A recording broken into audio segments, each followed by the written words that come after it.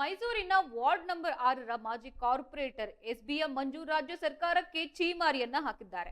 ಬೃಹತ್ ಮೈಸೂರು ಯೋಜನೆ ಎಂಬುದು ಕನಸಿನ ಯೋಜನೆ. ರಾಜ್ಯ ಸರ್ಕಾರದಲ್ಲಿ ಹಣವೇ ಇಲ್ಲದೆ ಚುನಾವಣೆಯನ್ನ ಮುಂದೆ ತಳ್ಳಲು ಆಯ್ಕೆಯ ಉತ್ತರಗಳನ್ನ ಕೊಡ್ತಿದ್ದಾರೆ. ಇನ್ನು ಮೈಸೂರಿನ ಅಭಿವೃದ್ಧಿಯೇ ಕುಂಠಿತಕ್ಕೆ ರಾಜ್ಯ ಸರ್ಕಾರವೇ ನೇರ ಹೊಣೆಯಾಗಿದೆ. ಮೈಸೂರಿನಲ್ಲಿ ಬೇಡದ ಸಿಗ್ನಲ್, ಟ್ರಾಫಿಕ್ ಕಿರಿಕಿರಿಯ ಹಿಂದೆ ಯಾವುದೋ ದುರುದ್ದೇಶವಿದೆ ಎಂದು ಅನುಮಾನವನ್ನ ವ್ಯಕ್ತಪಡಿಸಿದ್ದಾರೆ.